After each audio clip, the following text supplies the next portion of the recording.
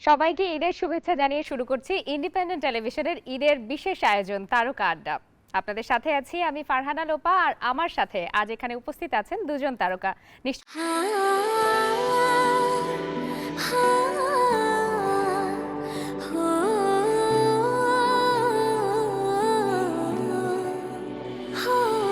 স্মরণের ছয় তোমার উপমায় বদলে দিলে যে আমায়। খাঁটি চন্দন, ময়শ্চারাইজার, জ্যাসমিন ও গোলাপের সৌরভে স্যান্ডেলিনা সোপ, রূপচর্চায় আভিজাত্য।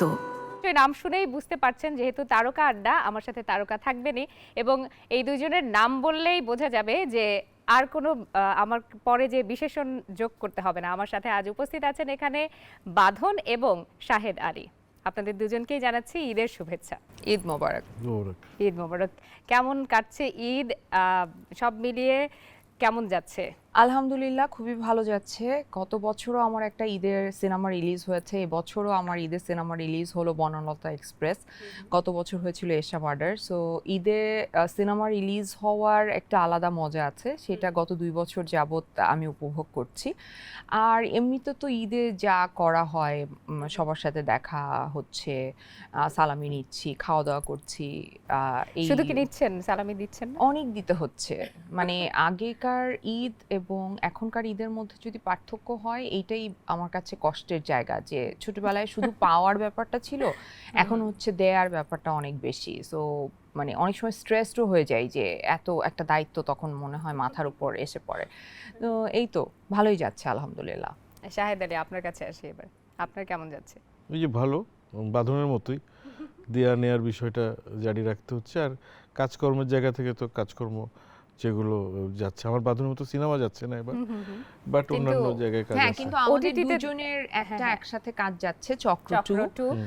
সো এটা নিয়ে সাসপেনশন যেরকম আছে, এবং যতখানি গল্প শুনেছি বা এখন পর্যন্ত যতখানি আমরা টুইস্ট পেয়েছি, যে এখানে অনেক থ্রিলিং, হরর সব মিলিয়ে অনেক কিছু সাসপেন্স আছে। আপনাদের কাছ সুপারন্যাচারাল থেকে এক একটু ধরনের ইয়ে আছে, এলিমেন্ট আছে বিভিন্ন আচ্ছা। ধরনের। হ্যাঁ, মানে শুধু কি এটুকুই বলা যাবে, আর আরেকটু বলা না, যাবে মানে না দর্শকদের জন্য?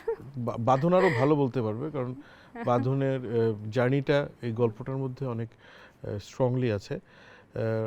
আমিও আছি, মানে আমি আগের চক্রতেও ছিলাম, এবারও আছি, বাট এবারের মূল অনুঘটক তো বাঁধন। সো ও বললে অনেক বেটার।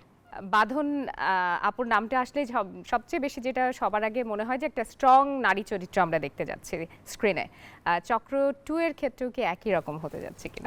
এখানে চরিত্রটা একটু ডিফারেন্ট, আমার কাছে ইন্টারেস্টিং লেগেছে এই জন্যই। মানে আমি সবসময় চাই যে আমার এক একটা চরিত্র আসলে এক একটার থেকে আলাদা হবে।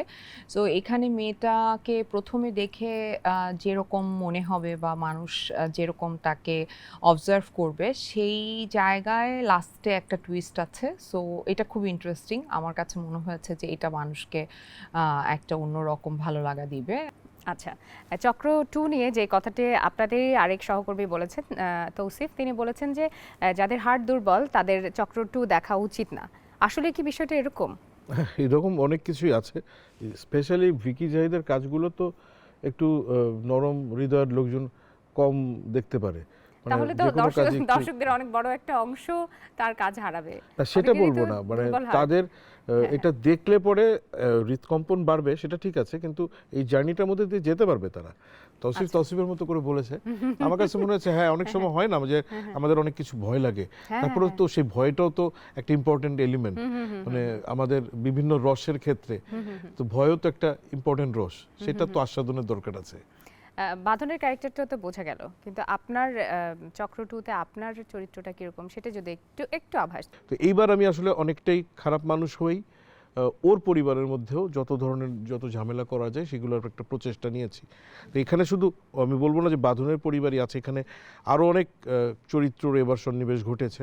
কাজী রাকায়েত ভাই উনি কাজ করেছেন, নাদের চৌধুরী ভাই কাজ করেন, মোমেনা চৌধুরী আপা কাজ করেছেন, মৌসুমী মৌ, মেঘলা মুক্তা, দিলরুবা দোয়েল, সমাপ্তি মাসুক, অনেক বড় এরকম কাস্টিং। অনেক অনেক ভালো কাস্টিং। এবং প্রত্যেকটা কাস্টিংই আমার নিজের অবজারভেশন, প্রত্যেকে খুব দুর্দান্ত অভিনয় করেছে, অর্থাৎ সবারই অভিনয় করার সুযোগ সুযোগ আছে, ছিল। তাই তো? হ্যাঁ, ভিকি তো এইভাবেই করে চরিত্রগুলো বিন্যাস করে যে প্রত্যেকটা চরিত্রেরই মানে তথাকথিত মূল চরিত্র না, বাট আবার প্রত্যেকটা চরিত্রেরই খুবই এক ধরনের গুরুত্বপূর্ণ। গুরুত্বপূর্ণ ভূমিকা থাকে গল্পের মধ্যে। না, এগুলো হলেই তো আসলে টুইস্ট থাকে গল্পের। কারণ ওয়েব সিরিজ তো ধারাবাহিক, একটা পর্ব যখন শেষ হয় তখন নিশ্চয়ই এরকম কোনো সাসপেন্স আছে যার জন্য পরের পর্ব দেখার জন্য দর্শক আগ্রহ হ্যাঁ, অনুভব এবং করবে, তাই না? ভিকির কাজগুলো দেখার আগ্রহ আসলে যারা ওর অডিয়েন্স, ওর কিন্তু একটা ফিক্সড অডিয়েন্স আছে, ওর ভক্ত কিন্তু অনেক, তো ওর কাজগুলোই এরকম যে একবার দেখতে বসলে ওঠা যাবে না, না দেখে এক শেষ বছরে করে। শেষ হ্যাঁ, করে ফেলবে না। আমরা যদি এবার একটু বাঁধন, আপনার বনলতা এক্সপ্রেস চলচ্চিত্র আপনি অভিনয় করেছেন, সেখানে আপনার চরিত্রটা সম্পর্কে একটু জানতে চাই, যদিও এরই মধ্যে দর্শক দেখা শুরু করেছে। প্রথমত হচ্ছে দর্শকের এত ভালো রেসপন্স, সেই জন্য খুব ভালো লাগছে। কারণ আমি যেই কাজগুলো করেছি, এর আগে দুটো সিনেমা করেছি, রেহানা মারিয়াম নূর, এশা মার্ডার, দুটোই একটু নারী প্রধান গল্প, এবং সেই গল্পগুলো দর্শক নন্দিত ওই অর্থে হয়নি। যতটুকু দর্শক দেখেছে আমি হ্যাপি, আমি স্যাটিসফাইড, কিন্তু ওই অর্থে যদি দর্শক নন্দিত হওয়ার ব্যাপারটা হয়, যেটা উৎসব হয়েছে বা অন্যান্য সিনেমাগুলো হয়, সেরকম হয়নি। তো এই প্রথম আমি আসলে একটা এইরকম সিনেমার সাথে সম্পৃক্ত হয়েছি যেটা এত দর্শক নন্দিত হচ্ছে, মানে এটা একটা বাণিজ্যিকভাবে সফল সিনেমা হতে যাচ্ছে। তো এবং অনেক অনেক কাস্ট, আর হুমায়ুন আহমেদের গল্প। আমি হুমায়ুন আহমেদের ফ্যান, আমি কিন্তু হুমায়ুন আহমেদের ফ্যান বলে লাক্স চ্যানেলাই সুপারস্টারে নাম লিখিয়েছিলাম। হ্যাঁ, আমার মনে আছে এটা বাঁধন ওই সময় বলতো যে সে হুমায়ুন আহমেদের খুবই ফ্যান। আমরা কাজ করেছিলাম যখন একসাথে। এবং দারুচিনি দ্বীপেও তো করার কথা আপনার ছিল, কিন্তু করার আমি কথা করতে ছিল। পারিনি, আমার পরীক্ষা ছিল, সেকেন্ড ইয়ার ফাইনাল। তো তখন হুমায়ুন আহমেদ স্যারই আমাকে বলেছিল যে তুমি সিনেমা অনেক করতে পারবা, বাট তুমি যদি এইবার পরীক্ষাটা না দাও তাহলে তুমি আর কখনো ডাক্তার হবে না। তো সেইটা আসলেই কাজে লেগেছে। আমি পরে আমার পড়াশোনাটা শেষ করেছি, বিডিএস কমপ্লিট করেছি। তো এই তো। আর বনলতা এক্সপ্রেস আসলে ক্যারেক্টারটা, আমি এতদিনে একটা এরকম ক্যারেক্টার পেয়েছি যে হচ্ছে সাজুগুজু করতে পারে, তারপর হচ্ছে সে বড়লোকের বউ, আর একটা প্রপার হাজবেন্ড পেয়েছি। আমার জীবনে তো আমার যারা পার্সোনাল লাইফে হাজবেন্ড ছিল তারা ভয়াবহ, তো মানে হয় না যে ড্রিম হাজবেন্ড আর কি, যে স্ক্রিনে পেয়েছি, যে রেসপেক্ট করছে। স্ক্রিনেই পাওয়া যায়। আমি এটা আমরা কেউই মনে তানিমকে, হয় প্রপার হাজবেন্ড না, হতে না, পারিনি, আমাদের জায়গা থেকে আমি বলছি। তানিমকে জিজ্ঞেস করছি এটা ভাইয়া, মানে আমি তানিমকে বলছি তানিম এরকম হাজবেন্ড পাওয়া যায়? তো বলছে এরকম হাজবেন্ড আছে, তো বলছে হ্যাঁ আছে নিশ্চয়ই। আমি বলছি আমি তো পাই না, কোথায়? সবাই আমি হ্যাঁ confused। যেমন প্রেমিকরাও কিন্তু স্ক্রিনে খুব ভালো হয়। না, যেমন বাস্তব জীবনে প্রেমিকরা যখন হাজবেন্ড হয়ে যায়, আমি অনেকের দেখছি যে প্রেম করে বিয়ে হয়েছে, খুব গভীর প্রেম, না, তারা আলটিমেটলি ভালো হাজবেন্ড হয় না। না ভাইয়া, প্রেমটাই তো পুরো ফেক, ফ্যান্টাসি একটা ওয়ার্ল্ড। মানে ওই ওয়ার্ল্ডটায় একবার ঢুকলে মনে হচ্ছে এটা হচ্ছে সিনেমাতেই, মানে স্পেশালি হিন্দি সিনেমাগুলো আমাদের মাথাটা এইভাবে খারাপ করেছে। মানে না, হয় হয়তো না এই যে- ক্ষেত্রে আমি বলবো এক একজনের অভিজ্ঞতা এক এক রকম বা ভিন্ন হতে পারে। আমার মনে হয় না আমি যে এই কথাগুলো বলছি, এই কথাগুলোর সাথে সবাই একমত হয়ে যাবে। হ্যাঁ, তুমি sure. খুবই লাকি যে তুমি হুমায়ুন আহমেদের সিনেমা তোমার ক্যারিয়ারের শুরুতে করার সুযোগ পেয়েও করতে পারোনি, বাট তুমি দেরিতে হলেও পেরেছো। তো এমন অনেক অভিনেতা আছে, যেমন আমার মতো কিছু দুর্ভাগ্য অভিনেতা আছে যারা সারা জীবন স্বপ্ন দেখেছে হুমায়ুন আহমেদ একটা চরিত্র করবে, কিন্তু ইস। কখনোই সেই সুযোগটা পায় নাই, আর সম্ভাবনাও নাই। মানে উনি বেঁচে থাকতে ওনার সাথে আমার ইন্টারাকশন হতো, কিন্তু কখনো বলা হয়নি যে আমি আপনার একটা চরিত্র অভিনয় করতে চাই। মানে শোভন লাগেনি বলতে, তার আলটিমেটলি বুঝি নেই তত তাড়াতাড়ি চলে যাবেন। ইউ আর লাকি, তোমার মতো অনেকেই আছে যারা কাজটা করার সুযোগ পেয়েছে ultimately। পেয়েছে। আমরা আসলেই লাকি। আমি যদি কাজের বাইরে একটু ব্যক্তিগত বিষয় আসি, আপনাদের দুজনের ক্ষেত্রে, যে লাক্স চ্যানেলের সুপারস্টার থেকে আপনি বাঁধনকে এবং বাঁধন আপনাকে চেনে, সেই সময় আপনি ছিলেন ইনস্ট্রাক্টর, আর এখন অ্যাসিস্ট্যান্ট ডিরেক্টর বলা যায়, ডিরেক্টরিয়াল টিমের। মানে এখন সহকর্মী বলা যায়। সেই যে এতদিনের জার্নি, 20 বছর, রাইট? তো 20 বছর জার্নিতে একসাথে এর আগে কয়টা কাজ করা হয়েছে, আর এতদিনের সেই Lux channel superstar, Lux channel সুপারস্টারের বাঁধন আর আজকের বাঁধনের মধ্যে কতটা পার্থক্য আপনার চোখে ধরা পড়ে? আমরা খুব বেশি কাজ করার সুযোগ পাইনি, বাট গ্যাপে একসাথে। গ্যাপে পেয়েছি, মানে বিরতিতে হলেও পেয়েছি। যদি এই কম্প্যারিজনে যেতে বলেন আমাকে, আসলে বাঁধন হ্যাজ ডেভেলপড হারসেলফ এ লট। ও যে আমি যে বাঁধনকে চিনতাম, সে যে নিজেকে আপগ্রেড করেছে, আজকের জায়গায় যেভাবে এনেছে, গ্র্যাজুয়ালি করেছে। দিনের পর দিন সময়ের আবর্তে আমি দেখেছি বাঁধনকে অনেক ম্যাচিউরড হতে, এবং অ্যাজ অ্যান অ্যাক্টর, শুরুতে আমি জানি যে ওর এই সিরিয়াসনেস ছিল না অ্যাজ অ্যান অ্যাক্ট্রেস। ও তথাকথিত গ্ল্যামারাস অ্যাক্ট্রেস হওয়ার জন্যই চেষ্টা করতো, কারণ ও এসেছে একটা গ্ল্যামার প্রোডাক্টের ইয়ে থেকে, কন্টেস্ট থেকে, এবং সেইভাবেই হয়তো বা কনসেপশন ছিল ওর। কিন্তু দিনের পর দিন ও অ্যাজ অ্যান অ্যাক্টর নিজেকে, নিজের গণ্ডিটাকে খুলে দিয়েছে। ওই ওপেননেস ওকে আসলে এই আজকের জায়গায় বা অনওয়ার্ড আরও সামনে আরও বেটার জায়গায় নিয়ে যাবে। প্রতিনিয়ত ওর এই যে প্রচেষ্টাটা, এটা আমি খুবই কিনলি দেখেছি এবং ডে বাই ডে ও যেভাবে ডেভেলপ করেছে, যেমন আমার এই চক্রতে দেখার অভিজ্ঞতা হয়েছিল আমাদের অর্ণব হাসনাত এডিটর, সে মেনশন করেই বলছিল একটা সিনের কথা এবং আমি খুব হয়ে দেখছিলাম। আবার আমাদের একটা ডাবিং করার সময়ও আমাদের ডাবিং যে করছিল নাজমুল, সেও একটা সিন দেখিয়েছে আমাকে। আমি বলবো যে একটা মানুষের ভিতরে যদি তার মধ্যে শেখার আগ্রহ থাকে এবং সে যদি নিজেকে কখনো বুড়ায় না ফেলতে চায়, বুড়া বানাতে না চায়, সে প্রতিনিয়ত নিজেকে এইভাবে আসলে ওর মতো করে আপগ্রেড করে। আমি তখন আসলে বয়স কম ছিল, আমি অনেক জ্বালাতাম কিন্তু ভাইয়াদেরকে, মানে আমি ওইভাবে মানে হয় না যে কথা শুনতাম না, তারপরে আমি আবার ওনাদের সাথে তর্ক করতাম, ওনারা হয়তো বলতো যে এটা এইভাবে করো, আমি কিন্তু অনেক মানে জ্বালিয়েছি। সো সেই জ্বালা যে তারা সহ্য করেছে এবং আমাকে ওই সময়টা যদি এইভাবে লাক্স চ্যানেল সুপারস্টার সাপোর্ট না করতো, আজকে আমি বেঁচেই থাকতাম না। সো আমি আসলে অনেক গ্রেটফুল ওই ইভেন্টটার কাছে। আমরা আরো কথা বলবো, এই যে একটু আমাদের মন খারাপের দিকে চলে গেছে আড্ডাটা, আমরা আরেকটু প্রাণবন্ধ করব, আর এই সময়টাতে আমরা একটা বিরতি নিয়ে ফিরছি। কোথাও না গিয়ে আমাদের সাথেই থাকুন, ছোট্ট একটা বিরতির পর আবারও ফিরে আসছি তারকা আড্ডায়। তারকা আড্ডা সৌজন্যে Sandelina, powered by first wash. একে তো এই শরীরে আগুন লাগানো গরমের অত্যাচার, তার উপর ঘাম আর ঘামাচির টর্চার। যদি এই হট ওয়েদারেও থাকতে চাও ফ্রেশ এন্ড কুল, তাহলে ব্যবহার করো আইস কুল পাউডার, যার ম্যাজিক্যাল কুলিং ফর্মুলা আপনাকে রাখে fresh and cool. Ice cool powder. গরমকে ছুটিতে পাঠান, শরীরে এসি লাগান। আমার মাও তিব্বত কদুর তেল দিয়ে দিতেন, এই জন্যই সব সামলাতে পারি। এভাবেই ভালোবাসায় জড়িয়ে রেখেছে তিব্বত কদুর তেল, চুলকে করে শক্ত আর মজবুত, ঠান্ডা মাথায় ভালোবাসার জয়।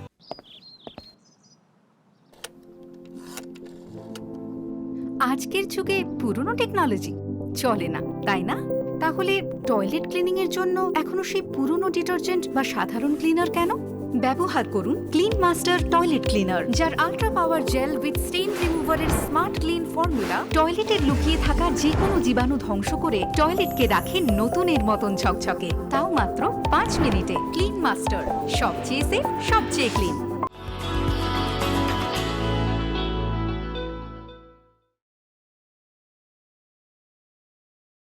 বিরতির পর আবারও ফিরে এলাম ইন্ডিপেন্ডেন্ট টেলিভিশনের ঈদের বিশেষ আয়োজন তারকা আড্ডায়। আর আমার সাথে আজ এখানে আছেন বাঁধন এবং শাহেদ আলী। আবারও ফিরছি আড্ডায়।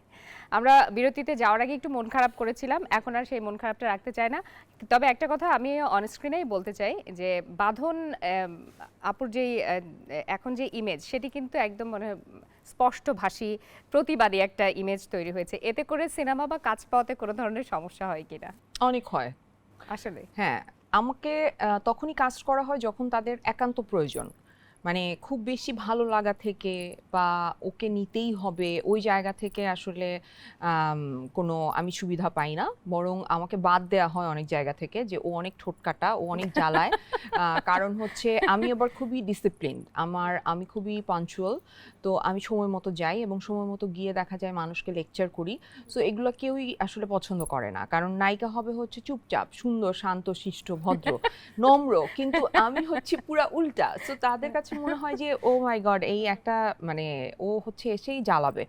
বাট এইটা সত্যি যে যারা আমার সাথে কাজ করেছে তারা আমার সাথে ডেফিনেটলি আবার কাজ করতে চাইবে এবং মানে যারা প্রফেশনাল, হ্যাঁ তারা চাইবে এবং তাদের ওই ভুল ধারণাটা আমারকে নিয়ে নাই, দূর থেকে অনেক কিছু মনে করে। বাট আমি অনেকভাবে, যেমন জুলাইয়ের অভ্যুত্থানের পর প্রায় 1.5 বছর আমার কোনো কাজ ছিল না, মানে আমি কাজ পাইনি, মানে কাজ আমি করিনি না, আমি পাইনি। সো পাইনি, আমি 1.5 বছর কিন্তু বসে বসে খেয়েছি। সো এটা আমার জন্য অনেক স্ট্রেসফুল ছিল। তো এবং আমি তখন ডিপ্রেশনে একদম কিন্তু মোটাও হয়ে গেলাম 20 কেজি। সো আমি 78 কেজি হয়েছিলাম, এখন 58। তো এটা কি পুরো সেলফ মোটিভেশন? কারণ হচ্ছে আরেকটা মোটিভেশন হচ্ছে আমি রুবায়েত হোসেনের একটা সিনেমা করেছি, যেটা নিয়েও একটা সুসংবাদ খুব শীঘ্রই আসবে, আশা করছি ইনশাল্লাহ। রুবায়েত হোসেনের সিনেমা করেছি, দ্য ডিফিকাল্ট ব্রাইড। তো ওইটার জন্য আমাকে ফোন করেছে, বাঁধন এরকম একটা ক্যারেক্টার আছে, তুমি কি করতে চাও? আমি বলছি হ্যাঁ অবশ্যই, তোমার কাজ তো করতেই চাই।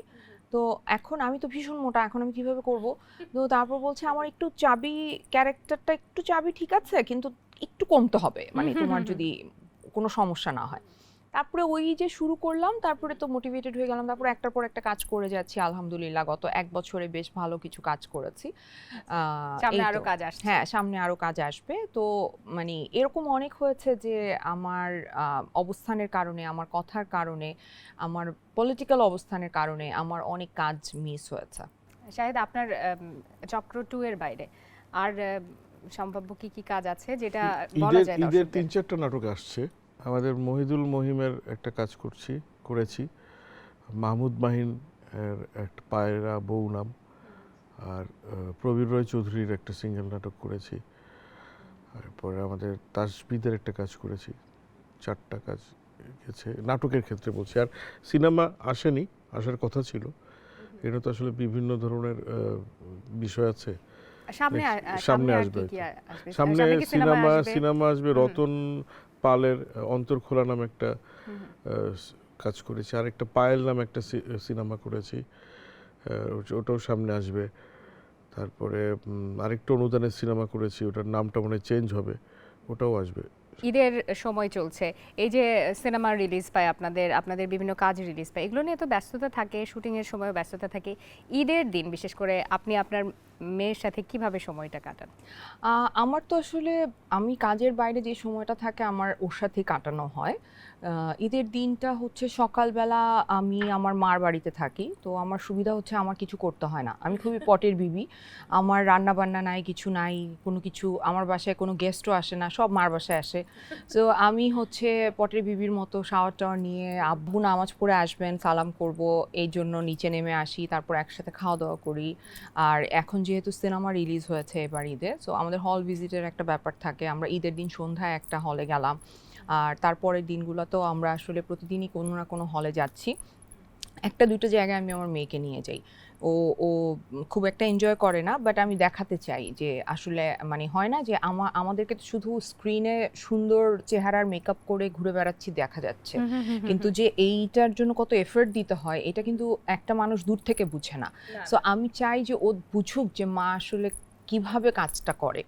সো ওই জায়গা থেকে আমি ওকে নিয়ে আসি। তো ও যদিও এনজয় করে না, একদম আসতে চায় না, বাট ও বনলতা এক্সপ্রেস খুব পছন্দ করেছে। ও বলেছে যে ও উৎসবের ফ্যান ছিল, তো ও একটা কারণ ছিল আমার বনলতা এক্সপ্রেস করার পেছনে, কারণ ও বলেছে যে উৎসব যে বানিয়েছে সেই ডিরেক্টরে কাজ করবা তুমি। সো যখন অফারটা আসছে তখন ডেফিনেটলি এখনই মেন্টর হয়ে গেছে না? হ্যাঁ, একদম। সে আমার মা সে একদম। এবং আমাদের কিন্তু আমরা হয়তো একসাথে কাজ করিনি, কিন্তু আমরা বেশ অনেকটা সময়, আমার মেয়ে যখন ছোট ছিল, আমি দীপা খন্দকার ভাইয়ার ওয়াইফ, হ্যাঁ, তো দীপা আপুর সাথে আমরা খুব মানে ওনার ফ্যামিলি ভাইয়া মানে পারিবারিকভাবে হ্যাঁ সবসময় আমরা যোগাযোগ মানে হচ্ছে আমরা একসাথে অনেক ঘুরতে যেতাম এবং অনেক সময় কাটিয়েছি।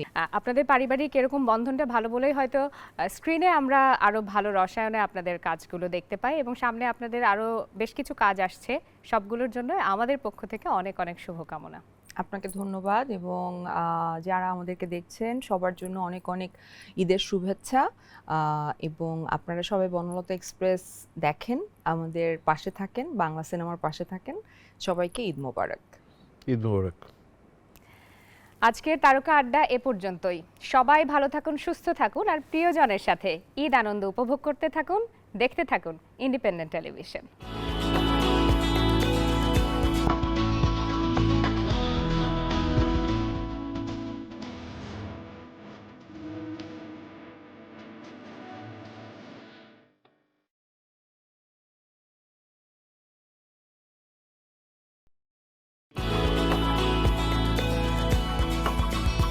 তারকা আড্ডা সৌজন্যে Sandelina, powered by fast wash.